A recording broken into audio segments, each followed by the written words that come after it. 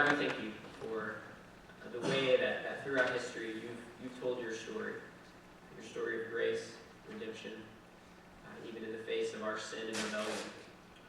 God, we thank you that for the opportunity we have to come here and participate in that story through our worship, through something like communion, and through our time in your word. So God, we pray that over these next few minutes that you would speak to us, speak through your scriptures, that you might open our eyes and ears and hearts to what you have to say to us and how you want to use this time to shape us. It's in the name of your Son, Jesus, that we pray these things. Amen. If I have one regret from my days as a college student, it's that I waited too long to try out for a school play. But during the second semester of my senior year, I decided that I'd like to give it a try, if for no other reason than to get over my paralyzing fear of being in front of people. So I auditioned for the spring production at Milligan of the Shakespearean comedy Much Ado About Nothing. My part was a very small one. I had a handful of lines. Essentially, with a few of my friends, I got to be one of the clownish goofballs that Shakespeare was really good at creating. But the experience of being in the cast at all, no matter how small my part was incredibly fun. It was also incredibly illuminating. For the first time, I got to see some of what went into making a play work. I got to be a part of set design and rehearsals and discussions on lighting and costuming. I got to hang out in the wings of the stage between my scenes and experience the energy that kind of swirls around a night in front of the audience. Most of all, I got to see Dick Major, the drama professor at Milligan, the head of the theater department. I got to see him do what he does best. See, he's a great actor, and he's a wonderful professor, but he really shines when he has the opportunity to direct. And throughout the whole process of putting on the play, from the first auditions to the closing night, Dick kind of shepherded the cast through learning the lines and hitting their marks and figuring out when to gesture a certain way, when to speak loudly or softly, whether or not to use an accent, when to pause for audience laughter, and all kinds of other details that went into making the play the best that it could be. But it's not just what he did, it's how he did it. I've read articles and books about so-called tyrannical Hollywood directors. Men, and it usually is always men, who force their actors to do a scene 80 plus times until they get the perfect shot, or who brutally demand that their performers risk life and limb in order to frame a scene just the way that the director wants it. And often these directors do this, they act this way because they want to exercise complete control over every aspect of the film or play or television show. They're scared to loosen their grip to even the slightest degree. And so instead of directors, these authoritarians might more accurately be called puppet masters. They would rather be working with marionettes than actors as they strive to tell their story in exactly their way. Well, Dick wasn't like that. And maybe it's because he was working with college students and he knew that our fragile psyches wouldn't have handled such perfectionism. But I think it has something to do with the confidence that he had in the material, the confidence he had in his performers, and ultimately with the confidence that he had in himself. He knew that this was a process that would unfold into something exciting and funny and enjoyable if he gave it some space. And so much of his direction was gentle, it was subtle, it was under the surface, and the results were great, not just for those of us in the play, but also for the audiences who came to see it, and also for Dick, who could take pride in overseeing the creation of something that brought joy to people. Well, over the past couple weeks, we've been working through a drama of sorts. We've begun working through this story, a narrative retelling of the scriptures that sweeps us into this dramatic unfolding of God's purposes throughout history. As we approach the scriptures in this way, of course, we're learning a lot about ourselves, we're learning a lot about the world in which we live, but most of all, we're learning about the author of the story. We're learning about the director of the drama, the God who created us, the God who is shepherding us along with all his people through the ups and downs and twists and turns that make up our lives.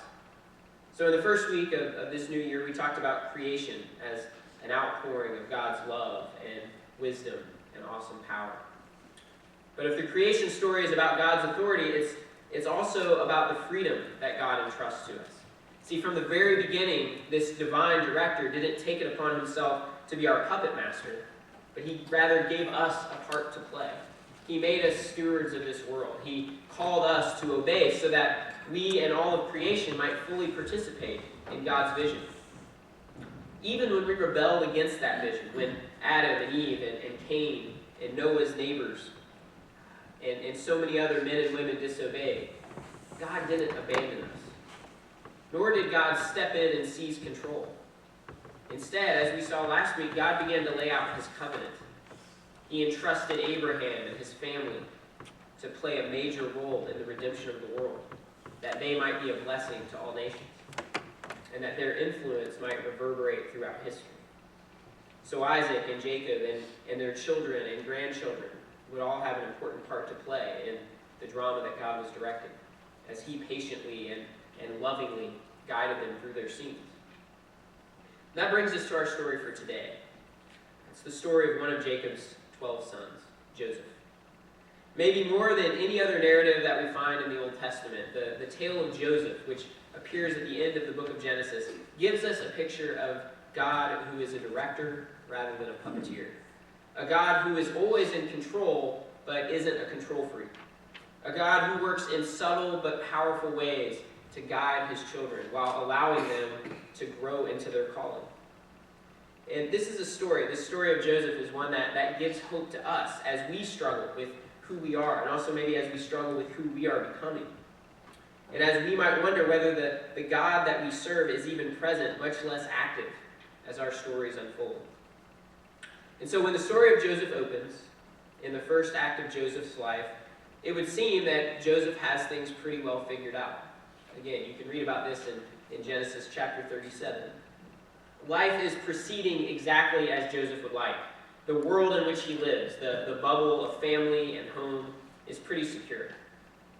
Now, this doesn't mean that Joseph has lived a completely charmed life. It doesn't mean he hasn't experienced any difficulty. His family has had its share of hardship, as we kind of alluded to last week. Most significantly, Joseph's mother passed away when he was very young. His mother, Rachel, the beloved wife of his father, Jacob. But Joseph is the favorite son of a prosperous father. Jacob lavishes attention on him, both in the form of verbal encouragement and special treatment. But as we know, the status that Joseph enjoys in the eyes of his dad masks the very real problems that lie under the surface. It masks the mounting tension between Joseph and his 10 older brothers. It manifests itself in countless ways, some big and some small. The coat of many colors that Jacob famously presents to Joseph is maybe the most obvious sign of this. This special coat is a physical reminder of why Joseph gets under his brother's skin, but it's really just a symptom of a much bigger problem in this family. When Joseph begins not only having dreams about the day when his brothers will bow down to him, but then sharing those dreams with his brothers and the rest of his family, we as readers get the idea that no matter how good Joseph has it, this isn't going to end well. See, one of the things we find in the book of Genesis is a history of sibling rivalry. It involves Cain and Abel, of course, but in Joseph's own family, it stretches back to Isaac and Ishmael, Joseph's grandfather and great uncle. Then later, it includes the bitter story of Jacob and Esau's decades-long rift. And so as we're reading this story of Joseph, it hardly seems wise of Jacob to give his sons an excuse to resent one of their own. And so then one day, Jacob sends Joseph out to check on his brothers, to make sure that they're doing their work in the fields. As they see it, Joseph's being sent out to spy on them. And so things start to take a turn for the worse. His cushy position, Joseph's cushy position in the household of his father, is about to evaporate. But in a very real sense, Joseph's story is just beginning. The way that the story unfolds in the years that follow won't just have a profound impact on Joseph, but on the whole history of the covenant people of God. And so if the first act of Joseph's story is about his early years in Jacob's household, it's in the second act that Joseph's world is completely rocked to its core, when his understanding of who he is and his plans for the future take a sharp detour, when he's forced to cling to the God of his fathers more tenaciously than he ever had before. When Joseph approaches his brothers in Genesis 37 on his father's errand, years of resentment and hostility bubble to the surface. Here comes that dreamer, they say to one another. Let's kill him. And in a matter of moments, they've worked out an elaborate plan for their brother's demise. They will kill him, they will throw his body into a cistern, and they will tell their father that a wild animal ate him. Reuben speaks up, one of Joseph's older brothers. He persuades them to put him in the cistern alive. Reuben, we find out later, has planned in his mind to come back and rescue Joseph when the brothers' hostility has passed. But as soon as Reuben's back is turned, the other brothers sell Joseph to some slave traders who are passing through, and they take him to Egypt. Then those same brothers dip Joseph's fancy coat in blood, the blood of a goat, and they tell Jacob that his favorite son has been torn apart by a ferocious beast. They allow their father just to drown in his grief. And so, betrayed by family, taken to a foreign country, and assigned to the house of an official named Potiphar, Joseph finds himself cut off from everything he knew. Joseph is exiled from his homeland. In a sense, it would even seem that Joseph is cut off from the covenant. He's been taken away from the land that God had promised to give to his fathers and deposited in a foreign country. The distance between Joseph and God's promises seems very great. Now, things get even worse in the household of Potiphar. At first, Joseph is favored in the household, as Joseph is favored pretty much everywhere he goes. But then Potiphar's wife, who has taken a liking to this young man in her household, propositions him. She accuses him of attacking her when he turns her down. And so as the second act of Joseph's life draws to its conclusion, Joseph, the kid who once had it all together, the once favored son of Jacob the patriarch, is sitting in an Egyptian prison. He's left to die in his exile. The darkness of the jail cell all but swallowing his hope. But one of the important things we see in Genesis is that Joseph hasn't forgotten who he is. The quality of faithfulness, the commitment to trust in God that Joseph had learned from the stories of his father and grandfather and great-grandfather, Jacob and Isaac and Abraham. These stories continue to shape Joseph. The integrity that is at the core of who he is distinguishes him, even in jail. And so just as in his own house and just as in Potiphar's household, Joseph soon becomes a favorite. He's called upon to look after the other prisoners. In an interesting way, it's almost as though Joseph, even in that jail cell, is fulfilling God's original purposes for humanity, to be a steward, to take care of others. And that's exactly what's happening to Joseph, even in the darkness of an Egyptian prison. And it's here that we begin to move into the third act of Joseph's life. See, while he's in the Egyptian prison, Joseph meets two men, former servants of the Pharaoh, a baker and a cupbearer. And they have strange and disturbing dreams. Joseph, aided by God, is able to interpret their dreams, which results ultimately in the cupbearer being restored to his position. The dream, and later when Pharaoh has an equally puzzling dream, Joseph is suggested by the cupbearer as someone who might be able to interpret it. Hey, I met a guy in jail. He knew how to interpret dreams. The dream that Pharaoh has had has to do with a famine that is about to strike Egypt. And so Pharaoh appoints Joseph, this young prisoner, this young exile, this young Hebrew. He appoints him as someone who obviously has a great deal of wisdom to oversee preparations. Pharaoh appoints Joseph to help Egypt survive the lean years of famine. Before long, Joseph is second in command in all of Egypt, the deputy pharaoh, the chief administrator in charge of a massive food program. No one gets provisions, not just in Egypt, but also in all the surrounding nations. No one gets provisions without going through Joseph first.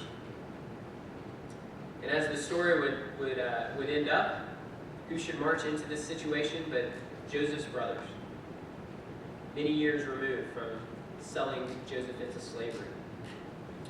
They are sent by Jacob from Canaan to Egypt because the famine has diminished their food supply as well. And they've heard that because of the preparations Egypt has made, they have plenty of food there. And so through a long and dramatic process, we see Joseph finally introducing himself to the sons of Jacob as the brother that they sold, the brother they betrayed. The brother who was as good as dead in their eyes is now standing before them very much alive. And they bow before him, fulfilling his childhood dreams. And as Joseph's brothers cower in fear, fulfilling what would have been the revenge fantasies of a less faithful person, Joseph responds in a remarkable way. Joseph responds with forgiveness. See, Joseph is given a chance to make his brothers pay dearly for what they had done to him. And the scriptures in Genesis they don't skip over the fact that Joseph does have a little fun with his brothers. But at the end of the day, he brings his whole family to Egypt to live with him, to enjoy the protection and the provision of the kingdom. And when Jacob dies, after a long sojourn in Egypt, Joseph reflects on the story and on the part his brothers played in setting into motion both this series of unfortunate events, but also the remarkable occurrences that follow. After Jacob's death, Joseph's brothers come to him again, and they're cowering in fear. Once more, they bow before him, afraid that, well, now that Jacob's out of the picture, Joseph's going to throw us all in jail, or kill us and our families. Instead, Joseph says the following to his brothers, and this is kind of the key verse in the whole Joseph story. It's from Genesis chapter 50, verses 20 and 21. Joseph says, "You intended to harm me, but God intended it for good." He says, he intended for good to accomplish what is now being done, the saving of so many lives. So then, don't be afraid. I will provide for you and your children. You intended to harm me, Joseph says, but God intended it for good. This is not an easy perspective to have. To be able to look at what seems like the roller coaster chaos of our lives and to see God at work, shaping things according to his purposes, even and especially in our most difficult moments. This takes a wisdom that is hard won. It's a wisdom that usually eludes us. To be able to see God as the director working behind the scenes. But in Joseph, we can see the story of a young man whose crazy journey brought not only him, but also the rest of his family to the place where God wanted them to be. Now, the story of Joseph and his brothers in Egypt isn't over, of course. It's in Egypt that this family, which starts off as about 70 members, will grow and thrive and become a nation of over 2 million. It's also in Egypt that they will begin to develop their communal identity, an identity that will shape their way of being in the world, not just in the immediate future, but for millennia to follow. We'll talk more about all of that beginning next week. But for now, as we reflect on the story of Joseph, I think it's important to realize not only that God was in control of how these events unfold in the closing chapters of Genesis, but equally important, we want to understand the way that God was in control. See, as has always been the case, God could have chosen to be a puppet master here. God could have forcefully wedged these characters into the rigid outlines of his vision. Instead, God directs. God guides the events and the movements of this story, not in a coercive or conspicuous way, but rather from behind the scenes. At every turn, when Joseph found himself in the bottom of that cistern, or in that slave trader's caravan, or in Potiphar's house, or in an Egyptian jail cell, God no doubt seemed absent. And I have no doubt that this would have been supremely frustrating, supremely discouraging for someone in Joseph's position. He no doubt felt alone. But just because God wasn't an obvious presence in those places, that doesn't mean that he had abandoned Joseph. This is something that Joseph is able to see when he reflects on his story later. Just because God was allowing everyone in this story to make decisions, to act on their choices, even to make sinful mistakes, whether that involved Jacob's foolish favoritism, or Joseph's youthful pride, or his brother's resentful hostility, that doesn't mean that God wasn't at work. It doesn't mean that God wasn't guiding this story toward its conclusion in Egypt. But in bringing his children to that desert country where they would grow into a nation, God was working in the manner of a good director, not a dictator. a storyteller, not a tyrant. God was shaping this story for his purposes. But in doing so, he was working the way he always works. He was working through unlikely heroes and unlikely circumstances. The invisible undercurrent of God's saving activity, God's redemptive work, runs throughout this story. And it runs throughout our lives as well. Joseph is often seen as a figure who foreshadows Christ, sort of a type of Christ pointing forward to the New Testament. The one who goes down to the grave of slavery and imprisonment, only to be raised up and then lifted up in glory. The one who chooses to forgive those who have wronged him rather than to exact vengeance. The one whose suffering leads to the salvation of his family and the fulfillment of God's covenant. There are a lot of ways in which Joseph reminds us of Jesus. But at the same time, we can also look at Joseph not just as an archetype of a Christ figure, but as a mixed-up kid who held on to his faith and endured hardships, the struggles that came his way, because he realized that he was part of a story that God was telling him. Joseph learned through the things he had to endure that our God is faithful. Our God is faithful to direct our lives toward his purposes and toward his glory. And so for those of us who might feel imprisoned, for those of us who might feel enslaved or beaten down by the circumstances of our lives, this is an important truth. We are not alone. God has not simply abandoned us to our fates. Our God is a faithful shepherd. Our God is a loving God. Our God is a caring director, calling us to grow into the roles that he has created for us, and making room for us to act out our parts in the powerful story that he's telling. Please pray. God, we thank you for the ups and downs of Joseph's story. We thank you for the fact that Joseph wasn't perfect, like none of the biblical heroes that we read about are perfect, but Joseph was faithful. Lord, we thank you that despite the fact that Joseph had enormous struggles, both as he grew up in Canaan, but also throughout his time in Egypt, that you were working. And God, we thank you that in our own lives, our own imperfect, messy lives, as we struggle, you're at work. Lord, we may cry out in despair, like Joseph no doubt did from that prison cell, or that cistern, or from that slave caravan. We may wrestle with doubt. But God, I pray that you would continually remind us, continually reveal to us your love, continually show us the ways that you're shepherding and guiding us, even through the most difficult times we face. And God, we pray that we would have that kind of faithfulness that sees the part that we're playing in your story and rejoices at the ways that you're working things out according to your vision. It's in the name of your Son, Jesus, that we pray these things. Amen.